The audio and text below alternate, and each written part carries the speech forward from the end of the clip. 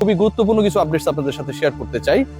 সাব্বির রহমান কেন্দ্রিক একটা আপডেট রয়েছে, নুরুল হাসান সোহান কেন্দ্রিক একটা আপডেট রয়েছে, নাইম শেখ কেন্দ্রিক আপডেট রয়েছে। বাংলাদেশ দল আপনারা সবাই জানেন যে এশিয়া কাপে তারা যাবে, তার আগে নেদারল্যান্ডসের বিপক্ষে 3টা টি20 হবে, সিলেটে সেই খেলাগুলো হবে এবং সিলেটে ওই 3 ম্যাচের যে সিরিজটা হবে সেখানটায় আসলে যেই ক্রিকেটাররা থাকবে ultimately they would be the choice for the Asia cup, right?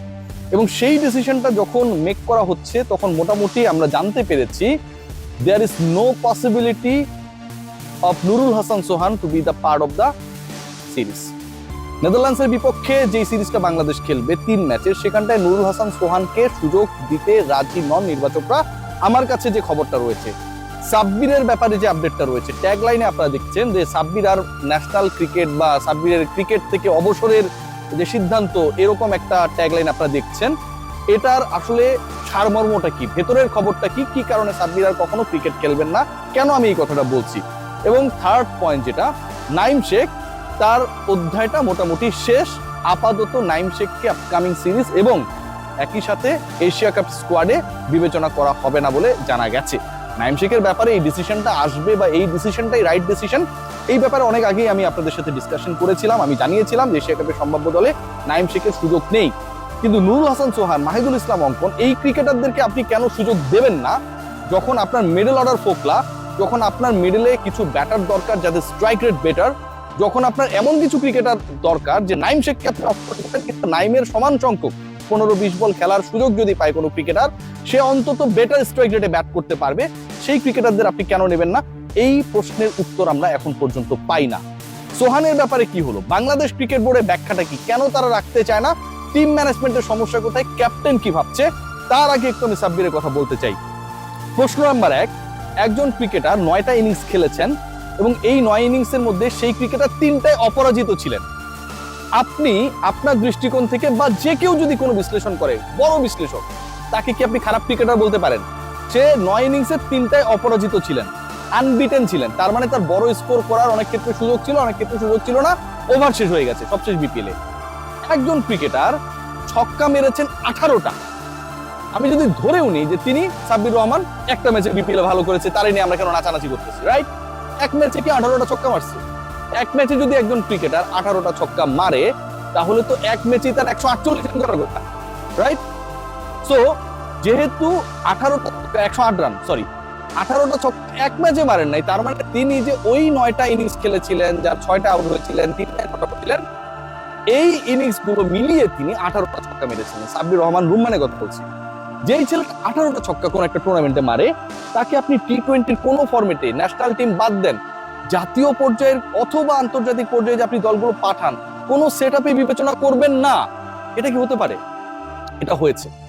আমরা অনেকেই বলি না যে সূর্য অনেক সুন্দর, কেউ যদি কাউকে জিজ্ঞেস করে যে সূর্য কত সুন্দর, তুমি দেখেছো? উত্তর দেয় যে না, আমি আসলে তাকিয়ে দেখতে পারিনি। কেন দেখতে পারিনি জানেন? কারণ তার আলোটা এত বেশি যে চোখ ঝলসে যায়।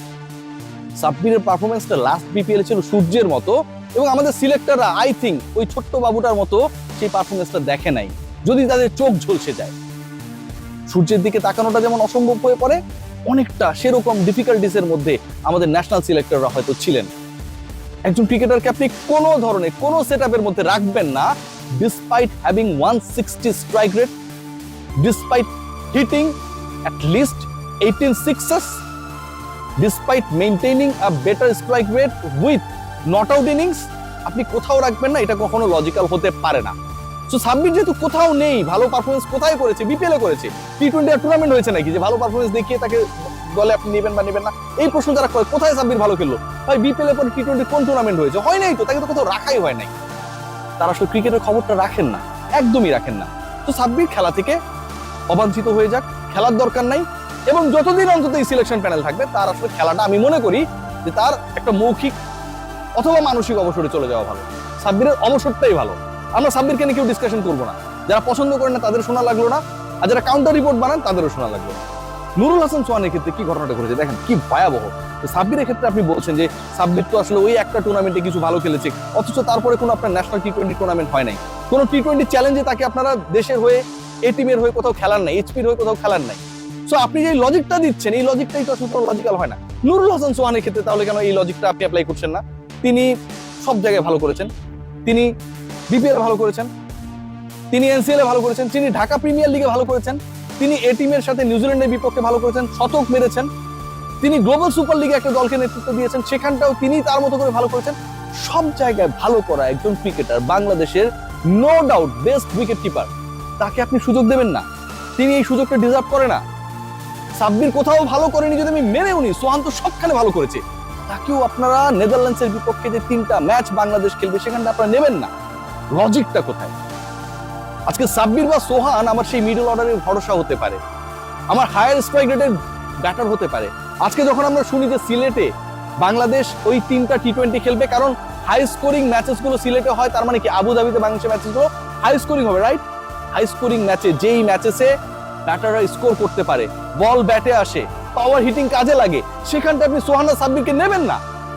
আপনি নেবেন না, কারণ এরা হচ্ছে সূর্যের মতো, আপনি তাকাতে ভয় পান, সানগ্লাসও কাজ করে না আপনাদের। বাংলাদেশ দল এভাবেই চলছে, বাংলাদেশ দল নিয়ে যে তামাশা চলছে, এই তামাশা বন্ধ হওয়া উচিত। আমি একা বলে যাই, অনেকে কাউন্টার মানে, কিন্তু এই বলাটা আর কতদিন কতবার একজন সম্পর্কে বলা যায়?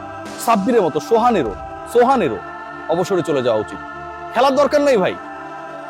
অথবা আপনারা বলে দিন যে ন্যাশনাল টিমে আমি খেলতে চাই না, অন্য সব জায়গায় খেলবো।